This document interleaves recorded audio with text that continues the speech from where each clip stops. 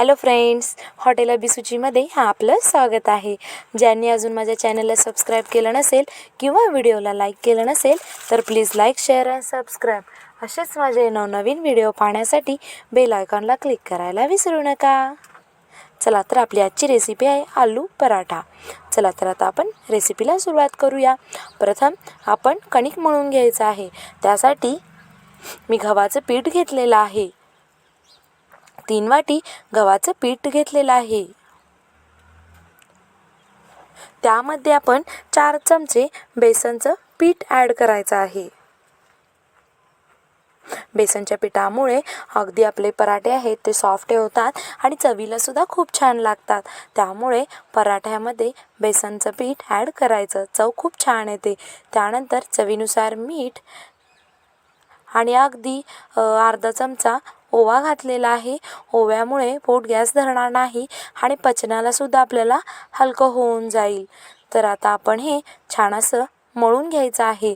तर आपण जसं चपातीचं पीठ मळतो तसंच हे पराठ्याचं कणिकसुद्धा मळून घ्यायचं आहे. फक्त आपण त्याच्यामध्ये बेसन आणि ओवा ॲड केलेला आहे. बाकी आपण मीठ तर चपातीच्या कणकेसाठी घालतो. हे आता जसं आपण चपातीचं मळतो तसं आपण मळून घ्यायचं आहे. हे बघा, हे असं एकजीव करून छान असं मळून घ्यायचं आहे. हे आता माझं कणिक मळून झालेलं आहे.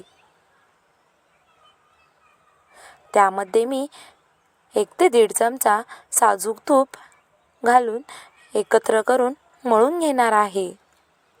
तुपामुळे खूप छान टेस्ट येते पराठ्याला. त्यामुळे तेलात न मळता तुपात मळा, म्हणजे खूप छान टेस्ट होऊन जाईल. आता तूप लावल्यानंतर हे छान असं मी आता एकजीव मळून घेणार आहे. हे बघा, हे आता आपलं चपातीचं कणिक मळून झालेलं आहे किंवा आपण पराठ्याचं कणिक मळून तयार झालेलं आहे. हे बघा, जसं आपण चपातीला मळतो मी तसंच मळलेलं आहे. आता हे 5 मिनिटासाठी मी ठेवून देणार आहे. त्यानंतर मी बटाटासुद्धा शिजवून घेतलेला आहे. त्याची साल काढलेली आहे. त्यानंतर आपण हे खिसणीने खिसून घ्यायचं आहे. बटाटा कुस्करायचा नाही, कारण कुस्करलात तर एकसारखं आपलं बटाटा आहे तो मऊ होणार नाही. त्यामुळे खिसणीने खिसलात तर पराठेसुद्धा अगदी सॉफ्ट आणि आपण पराठा केला आहे असं कुणाला कळणारसुद्धा नाही.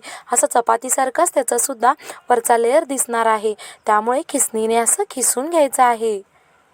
त्यानंतर त्यामध्ये मी चवीनुसार मीठ ॲड केलेलं आहे. मीठ ॲड केल्यानंतर मी लसणाची पेस्ट आणि कसुरी मेथीसुद्धा ॲड केलेली आहे.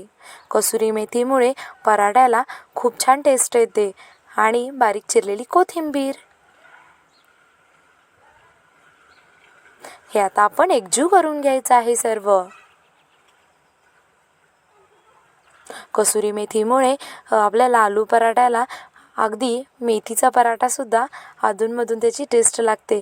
त्यामुळे थोडीशी कसुरी मेथी ॲड केल्यामुळे आपल्या आलू पराठ्याला खूप छान चव येते. हे आता आपण सर्व एकजीव करून घेऊया. खूप असं ते किंचायचं नाही, तर फक्त एकजीव होईपर्यंतच एकजीव करायचं आहे. आणि आता आपलं हे तयार झालेलं आहे. त्यानंतर आता आपण आलू पराठा तयार करायला घेऊया. त्यासाठी मी अगदी छोटे छोटे चपातीचे गोळे घेतलेले आहेत किंवा कणकेचे गोळे घेतलेले आहेत. ते छोटे छोटे आता असं लाटून घ्यायचं आहे. आणि जसं आपण मोदकाचं सारण भरतो तसंच आपण आलू पराठ्याचं सारणसुद्धा किंवा जो बटाटा आहे पेस्ट आपली ती ॲड करून घ्यायची आहे. सेम मोदकाला जसं आपण भरतो तसंच भरून घ्यायचं आहे. आणि जी त्याची वरची जे कणकेचं लेअर राहिलेला असतो तो काढून घ्यायचा आहे. नाहीतर आपले पराठे असे चपाती खाल्ल्यासारखेच लागतील.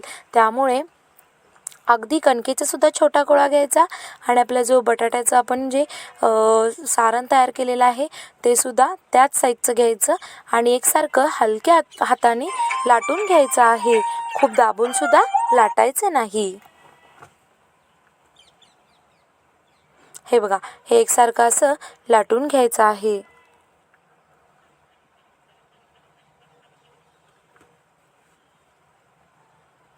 सगळ्या बाजूंनी छान असं पातळ लाटून घ्यायचं आहे. कोणी कोणी पराठे खूप जाडसुद्धा लाटतात, पण मी अगदी पातळ लाटलेलं आहे, त्यामुळे चवीला खूप छान लागतात. आणि जर तुम्हाला जाड आवडत असतील तर तुम्ही थोडीशी जाड लाटायची. आता त्यानंतर मी तव्याला तूप लावून घेतलेलं आहे. हे पराठे तुपात, तेलात किंवा तुम्ही बटर लावून सुद्धा भाजून घेऊ शकता, पण तुपामुळे खूप छान टेस्ट येते. आणि मुलंसुद्धा टिफिनला हे नक्की आवडीने खातील. आणि एक सांगायचं विसरले की जेव्हा आपण बटाट्याचं सारण तयार केलेलं त्यात थोडीसं मिरचीची पेस्ट ॲड केला तर अजून खूप छान टेस्ट येईल. पण मी घरी लहान मुलगी असल्यामुळे नाहीतरी मिरचीची पेस्ट घातली तर ती खाणार नाही, त्यामुळे मी मिरचीची पेस्ट ॲड केलेली नाही. तुम्ही मिरचीची पेस्ट ॲड केलात तर अजून खूप छान टेस्ट येईल. हे बघा, गॅसची फ्लेम ही मिडियम हीटवर ठेवायची आहे, नाहीतरी आपले पराठे लाल होतील पण आतून भाजले जाणार नाहीत.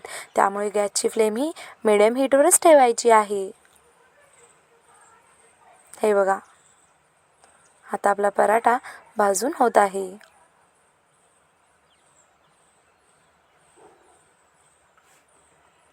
छान असं मंद आचेवरच पराठा भाजून घ्यायचा आहे.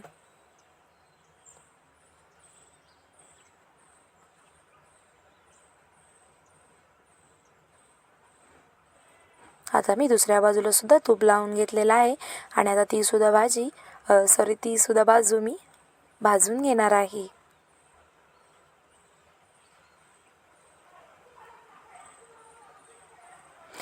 खूप असं लालसर कलर येईपर्यंत भाजायचं नाही, कारण आपण अगदी मिडियम हीटवर भाजत आहोत, त्यामुळे आपला जो आलू पराठा आहे तो छान भाजणारच आहे.